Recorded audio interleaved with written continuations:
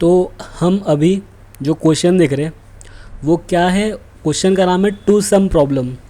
ये एक easy problem है और कैसे करना है पहले उसको हम समझते हैं कि प्रॉब्लम में पूछा क्या है। ये अक्सर क्वेश्चन पूछ लिया जाता है जब अगर तुम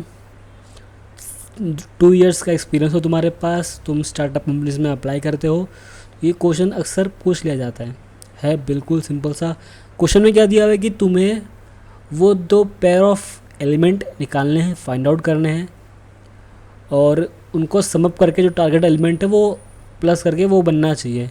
यानी अगर 2 + 7 करके 9 आता है, यानी कि वो 2 एलिमेंट का मुझे इंडेक्स रिटर्न करना है, यानी 0 1, जैसे इसमें 0 और 1 पे 9 आ रहा है। अगर मैं यहाँ पे टारगेट 26 कर लेता हूँ तो उस केस में यानी 11 + 15 करेंगे तो ये 26 बनता है। तो हमें आउटपुट में आना चाहिए 2,3, यानी इंडेक्स 2 और इंडेक्स 3 पर ये दोनों एलिमेंट हैं जिनको प्लस करके 26 आता है। ठीक है, और ये क्वेश्चन है बेसिकली, ये पूछा गया है। तो इस अगर मान लो मैं यहाँ पर 27 कर दिया, अगर वो सबको प्लस करके, मैक्सिमम 2 बड़े नंबर थे जिनको प्लस करके 26 ही बन रहा था, तो 27 बनने का चांस तो मुझे दिख नहीं रहा ऐसा देखकर। तो इस केस में अगर ऐसा प्लस करके जब टारगेट एलिमेंट नहीं बनता है, टारगेट नहीं अचीव होता है, तो यानी कि वो एलिमेंट एग्जिस्ट नहीं करता हमारे करंट एरे में।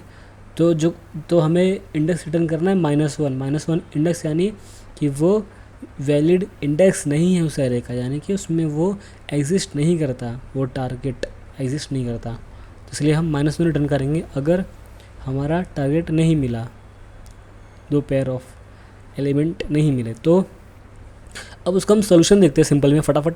तो सोल्यूशन क्या है कि तुम अगर सोचो कि क्या करना है, मुझे 2 + 7 करना है, फिर चेक करना है, फिर अगर इसमें नहीं है तो ये दोनों हो सकता है प्लस करके आ जाए। अगर ये 2 और 11 करके नहीं आया तो हो सकता है 2 और 15 करके आ जाए।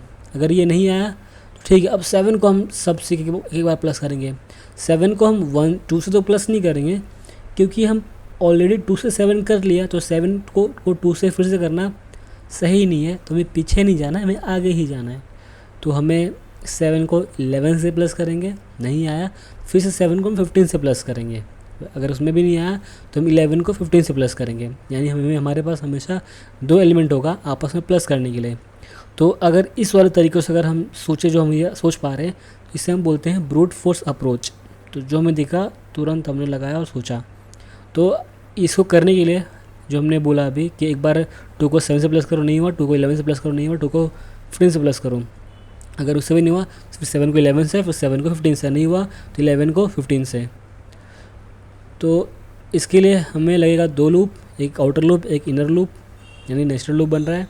आउटर लूप का स्टार्ट होगा 1 0 इंडेक्स से और यहाँ तक जाएगा एक एलिमेंट पहले तक, क्योंकि अगर इसके आगे चला जाएगा तो उसको नेक्स्ट एलिमेंट प्लस करने पे तो वो रहेगा ही नहीं। और जो हमारा सेकंड लूप होगा वो 1 इंडेक्स से स्टार्ट होकर एंड तक जाएगा। और तो उसको करने के लिए तुम क्या कर सकते हो कि इसका +1 कर देना, i +1 जो अंदर वाला लूप होगा, तो ये हमेशा इसके एक्स्ट्रा उठाएगा यहाँ पर। जब ये यहाँ पर होगा तो ये यहाँ पर उठाएगा, यानी हमेशा एक आगे से स्टार्ट करेगा वो और वो एंड तक जाएगा इनर लूप वाला। तो हमें क्या करना है, दोनों चलेगा, टारगेट चेक करेगा, टारगेट मैच हो गया तो रिटर्न कर देगा दोनों का इंडेक्स।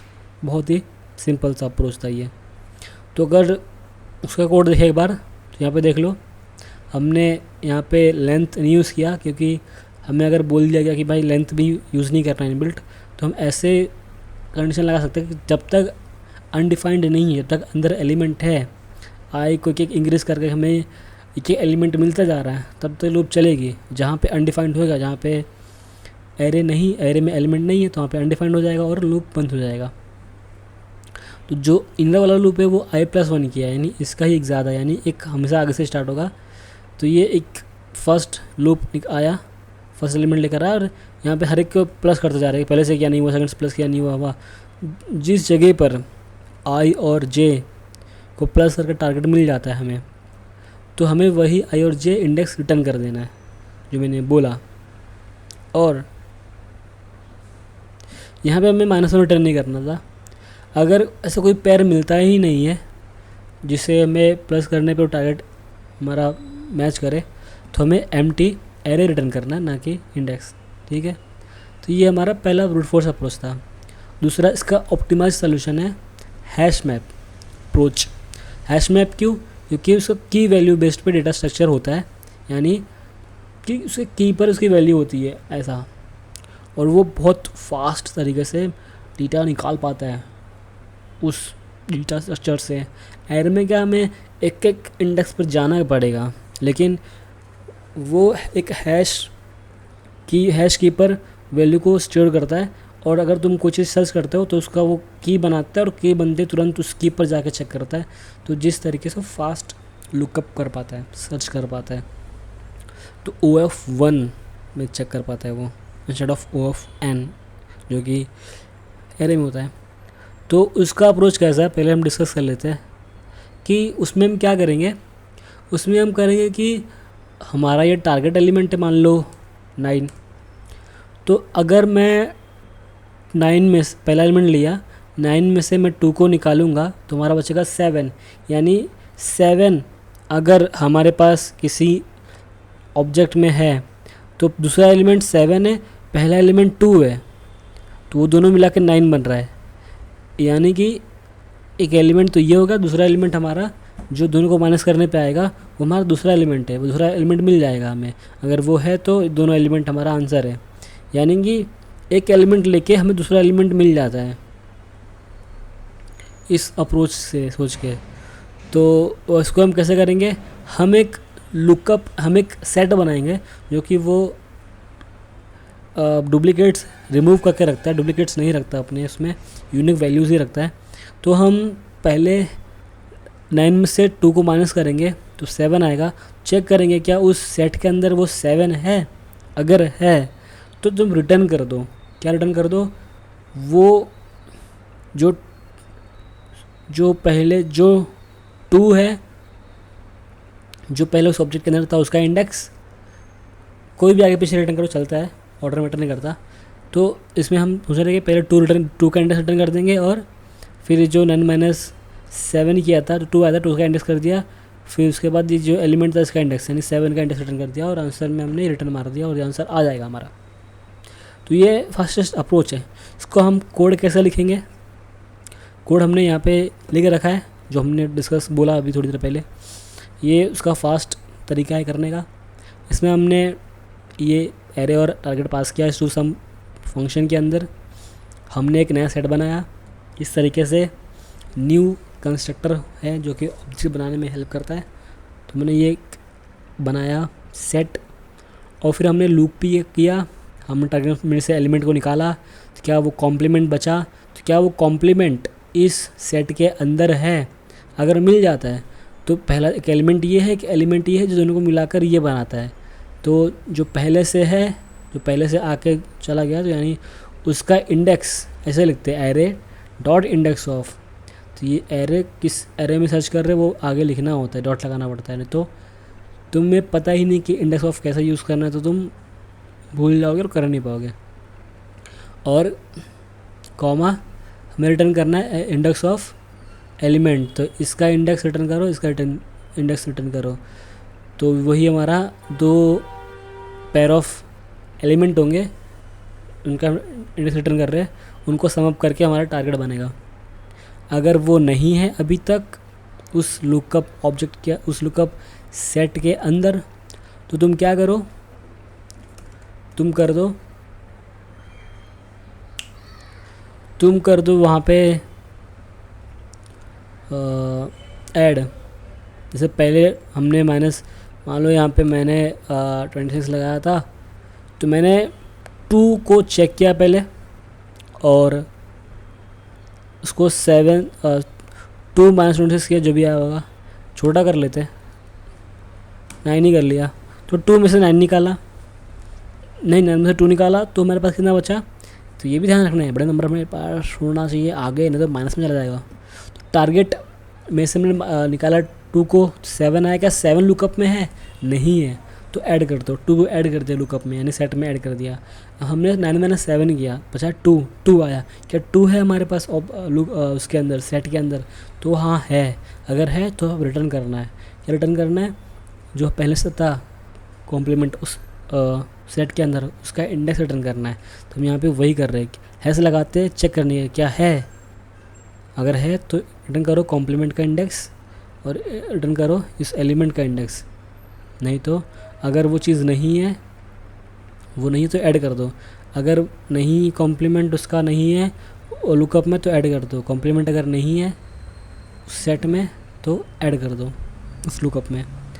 और अगर कहीं नहीं मिला, फॉर लूप ख़त्म हो गया, फिर भी हमारा वो टारगेट एलिमेंट मैच नहीं किया, तो मैं एम्प्टी अरे रिटर्न कर दूँ। तो ये बात है। तो ये कैसे आया है? तो अगर रन करूँ मैं तो ये 0 1 आ गया, क्योंकि ये 0 और 1 पर है। अगर मैं 26 करता हूँ यहाँ पे तो उसका भी ये आ गया 2 3, 2 और 3 पर है। और कंसोल लॉग चेक करना तो मैं कंसोल लॉग इसका कि हर बार सेट में क्या जा रहा है, तो जब तक नहीं मिलेगा तब तो जाएगा। तो 2 7 11 तक गया, क्योंकि तब तक मिला नहीं था। जैसे 15 गया तो 26 - 15 किया तो 11 आया, तो 11 इस बार जा चुका था इस सेट के अंदर। तो फिर हमने उसका इंडेक्स रिटर्न कर दिया 11 का, और उसके बाद हमने 15 का इंडेक्स रिटर्न कर दिया, जो कि 2 3 आया। तो ये उसका ऑप्टिमाइज्ड कोड है, ब्रूट फोर्स से अच्छा है। और उसमें हम एक चीज़ देखते हैं कि ये जो होता है 0 फॉल्स ही वैल्यू होता है जावास्क्रिप्ट में, ये चीज़ ध्यान रखना।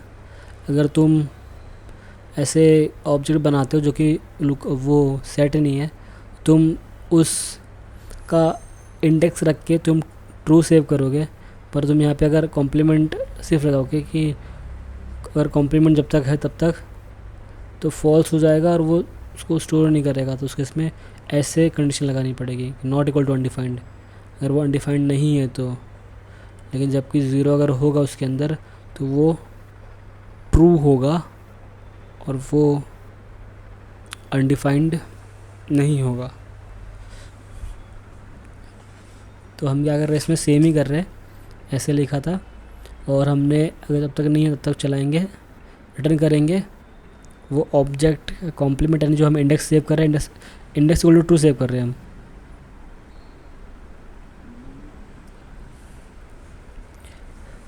हम ऑब्जेक्ट में। अच्छा, हम ऑब्जेक्ट में वो एलिमेंट सेव कर रहे हैं उसके इंडेक्स के साथ।